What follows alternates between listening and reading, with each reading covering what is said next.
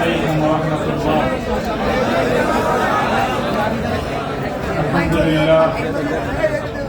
الحمد لله نحمده ونستعينه ونستغفره ونؤمن به ونتوكل عليه ونشهد أن لا إله إلا الله وحده لا شريك له ونشهد أن سيدنا ومولانا محمدا عبده ورسوله صلى الله تعالى عليه وعلى آله وأصحابه وبارك وسلم.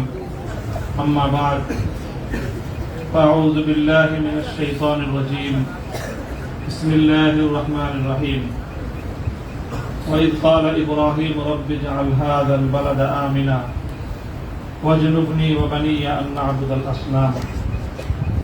صدق الله العظيم. জামিয়া রহমানিয়া আজিজিয়া আজকের এই মিলন মেলায় আমার আসাদুল্লাহ کرام উপস্থিত হয়েছেন। আমার উস্তাদ মুহতারাম মুফতি হুজুর রহমান হাফিজাহুল্লাহ তাআলা, আমার অভিভাবক জামিয়ার সুনামধন্য প্রিন্সিপাল আল্লামা মাহফুজুল হক হাফিজাহুল্লাহ, আমার বড় ভাই মুফতি আশরাফুজ্জামান দামাত বারাকাতুহুল আলিয়া সহ জামিয়ার আমার সকল সহকর্মী, আমার প্রাণপ্রিয় ছাত্রবৃন্দ এবং বিভিন্ন দিনী ইদারাগুলো থেকে, বিভিন্ন জায়গা থেকে এবং এলাকার বিভিন্ন অঞ্চল থেকে সমবেত দিন দরদি মুসলমান ভাইয়েরা, সর্বপ্রথম আমি আপনাদের শুকরগুজারি আদায় করতেছি যে আপনারা অভূতপূর্ব আজকে আপনাদের এই উপস্থিতি এবং আপনাদের এই অভূতপূর্ব উচ্ছ্বাসের মধ্য দিয়ে আপনারা ইসলামী আন্দোলনের পথ চলার একজন পথিককে অনুপ্রাণিত করেছেন। আল্লাহ রাব্বুল আলামিন আপনাদের সকলকে এর উত্তম বিনিময় জাযায়ে খায়র নসিব করুন। আমিন। কাটা কয়েকটা কথা আমি বলবো, সময় দীর্ঘ নয়।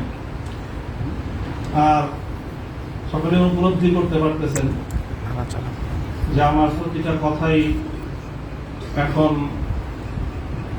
এটা অনেক বেশি পরিমাপ করা হচ্ছে, দেখা হচ্ছে যে আমি কি বলি।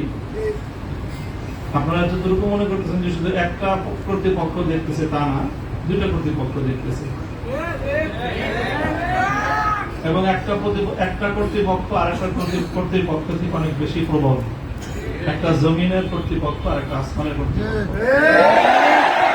আমি আপনাদের কাছে দোয়া চাই, জমিনের এই কর্তৃপক্ষের প্রভাব থেকে আসমানের কর্তৃপক্ষের প্রভাব আমার উপর বেশি থাকে। আল্লাহ রাব্বুল আলামিন যেন আমাকে আল্লাহর গোলাম হিসেবে তার নিকটেই যেন আমার মাথাকে অবনত রাখেন, এই দোয়া থেকে আপনারা সকলে আমার জন্য নির্দিষ্ট একান্তে করবেন। দ্বিতীয় কথা, এখানে আমার জন্য অনেক কথা বলা হয়েছে, আমাকে উৎসাহিত করার জন্য এটাই বলা হয়েছে।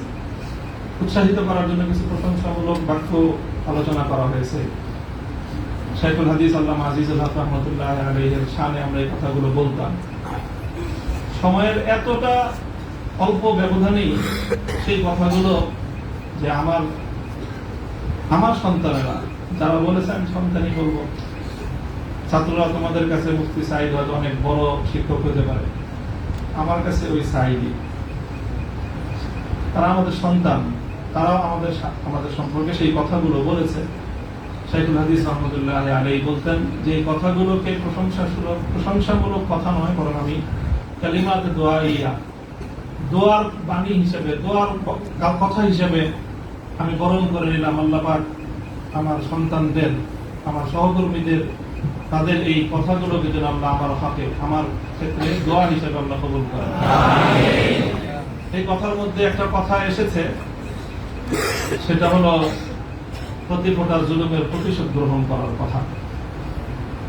আমি এই কথাটা একদিকে প্রত্যাখ্যানও করি, আবার আরেকদিকে সমর্থনও করি। প্রত্যাখ্যান করি এইভাবে যে এটা যাদের আদর্শ অনুসরণে আমাদের এই জুলুমকে বরণ করা, আমাদের এই কারাভোগ, আমাদের এই কারাবরণ, আমরা এই শব্দগুলি বেশি বলি। কি বললাম? কারাভোগ, কারাবরণ। কারা নির্যাতন তো বলবো যত কম বলা যায়। কারা নির্যাতন নয়, আসলে তো এটা কারা বরং। আমরা তো জেনে বুঝেই এই পথে পা বাড়িয়েছি। কেউ যদি মনে করে থাকে যে আমরা জানি না, তাহলে এটা তাদের মিস ইনফরমেশন। আমরা জানি আমাদের এই পথে চলতে গেলে এই পথটা কুসুমাস্তীর্ণ নয়। এ পথে লাল গালিচা থাকে, কখনো কখনো প্রতীকী অর্থে লাল গালিচা থাকে, তবে সেই লাল গালিচার লালিমাটা যতটা না গালিচা রং দিয়ে লাল হয়, তার চেয়ে বেশি লাল হয় ভাইয়ের শাহাদাতের রক্তের মাধ্যমে। শাহাদাতের রক্তের নজরানা দিয়ে আমরা সেই পথে ইনশাআল্লাহ পৌঁছবো, যে পথে শাপলা চত্বরের ভাইয়েরা শাহাদাতের রক্ত দিয়েছে, যে পথে আমার হাটহাজারীর সন্তানেরা শাহাদাতের রক্ত দিয়েছেন, যে পথে আমার বিবাড়িয়ার শহীদ বাড়িয়ার বীর শহীদারেরা যে পথে আত্মত্যাগ স্বীকার করেছেন, আমরা তাদের সে পথকে ভুলবো না। তাদের সেই শাহাদাতকে আমরা কোন সময় সেই শাহাদাত অস্বীকার করার কোন প্রবণতা করে এক মুহূর্তের জন্য বরদাস্ত করব। শহীদ হয়েছে আমার ভাই, সরি বলেন, বাংলায় না বলতে চান দুঃখিত, দুঃখিত যদি বলতে না চান আপনাদের প্রিয় ভাষা ইংলিশেই বলেন, তবে কি বলেন? সরি বলেন। সে রক্তকে অস্বীকার করার চেষ্টা করবেন না। শাহাদাতের শহীদের রক্তের সঙ্গে গাদ্দারি করার মতো সেই বেঈমান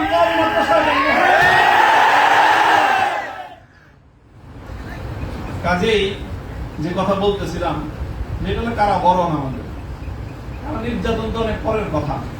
আল্লাহ পাক রব্বুল আলামিন কারা এই কষ্ট থেকে আমাদের সকলকে হেফাজত করেন। আমিন। প্রতিশোধের যে কথাটা, সেটা আমরা তো পয়গম্বর আলাইহিস সালামের অনুসারী।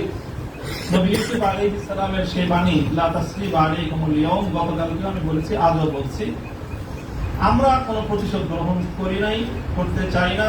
করার প্রবণতা কখনো যদি আমাদের মন থেকে উদ্গত হয়, সেটা হলো ইন্নামা যালিকা মিন্নী ওয়া মিনাশ শাইতান, শয়তানের প্ররোচনায় কখনো হয়তো আমরা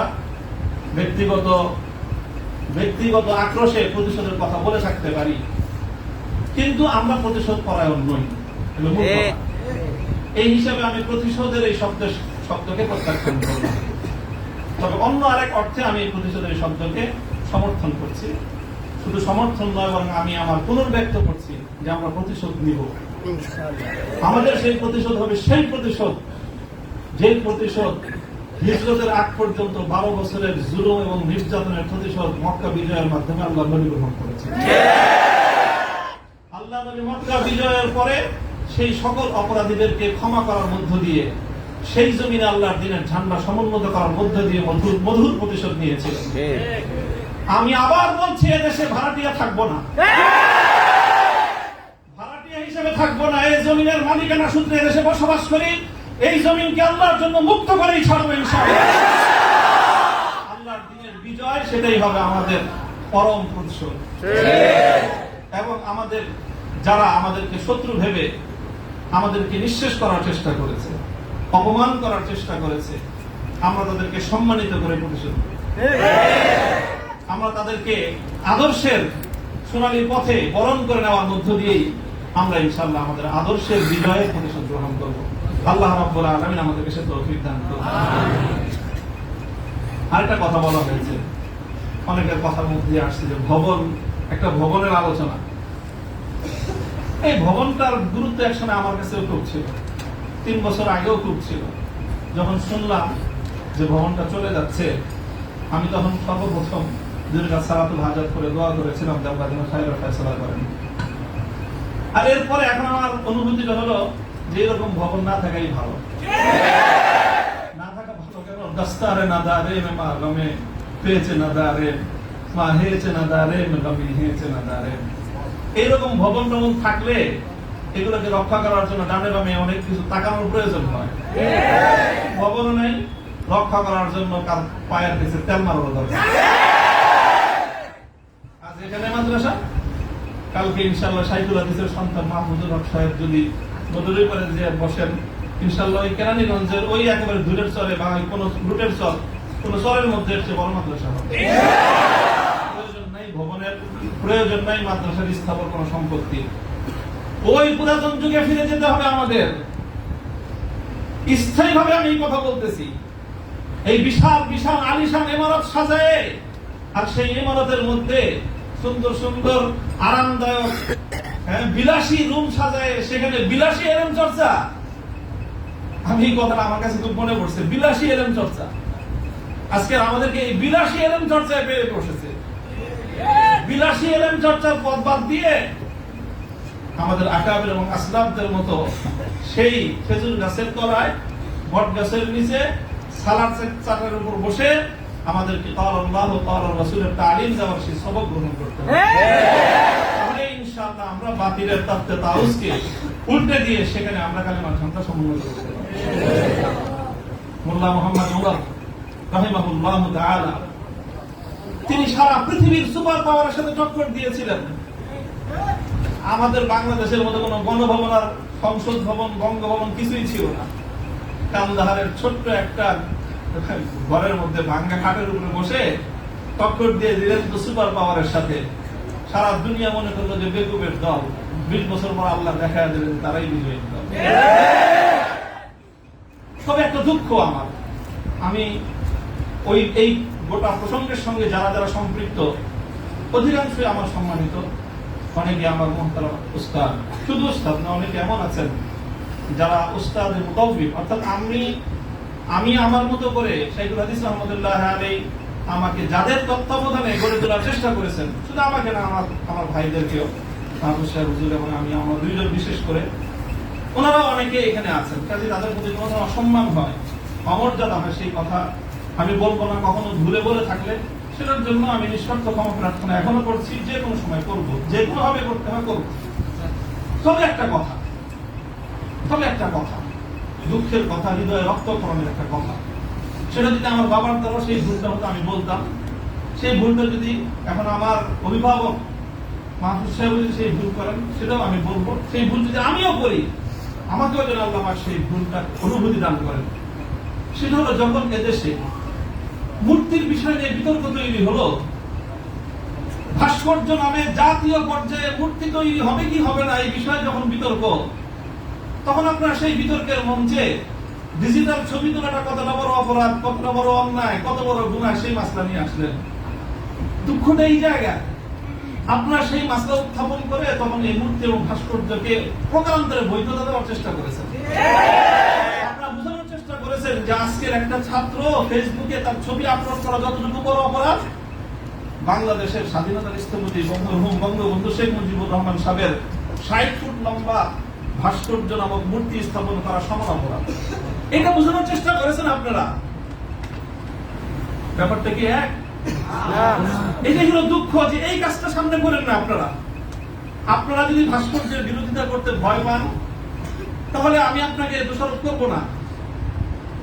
তবে ভাস্কর্য নামক এই সকল শিরকি সংস্কৃতির বিরুদ্ধে যারা কথা বলবে, তাদের প্রতিপক্ষ হয়ে মাঠে গিয়ে এই ধরনের বিতর্কিত মাসলা উত্থাপন করে জালিমের এবং যারা মূর্তি পূজারীদের দোষর, তাদের অবস্থানকে সংহত করবেন। আমি জানি না, যদি বুঝে করে থাকেন গফরাল্লাহু লাকুম, আল্লাহ আপনাদেরকে মাফ করুন। আপনি যদি বুঝে শুনে করে থাকেন আখাফু আলাইকুম শিরক,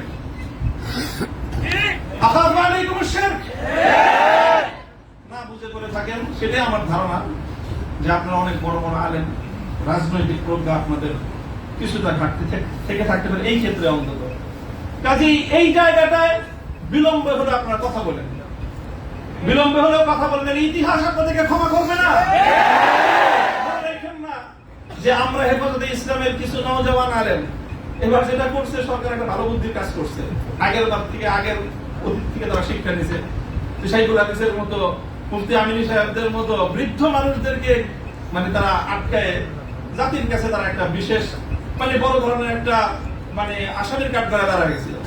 এবার তারা আমাদের মুরব্বীদেরকে কারো গায়ে স্পর্শ করে নাই, শুরুই করছে নামুনুল থেকে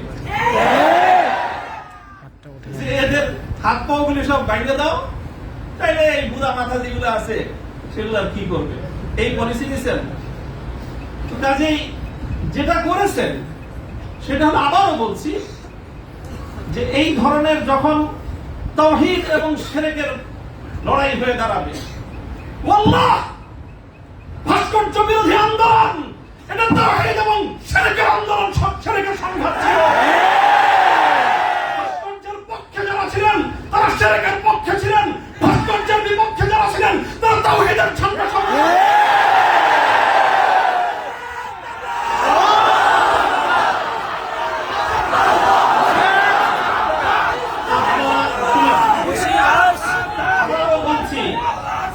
ভাস্কর্যের পক্ষ বিপক্ষের এই লড়াইকে একজন মরহুম মুসলিম নেতা, মরহুম বঙ্গবন্ধু শেখ মুজিবুর রহমান সাহেবের ব্যক্তিত্বকে মাঝখানে এনে বিষয়টাকে ভিন্ন রং দেওয়ার চেষ্টা করা হয়েছিল। আমরা তখনও বলেছি, আজও বলি, ভবিষ্যতেও বলবো, ভাস্কর্য এটা বঙ্গবন্ধু শেখ মুজিবুর রহমান সাহেবের, শহীদ প্রেসিডেন্ট জিয়াউর রহমান সাহেবের, সেটার আমরা পার্থক্য করি নাই।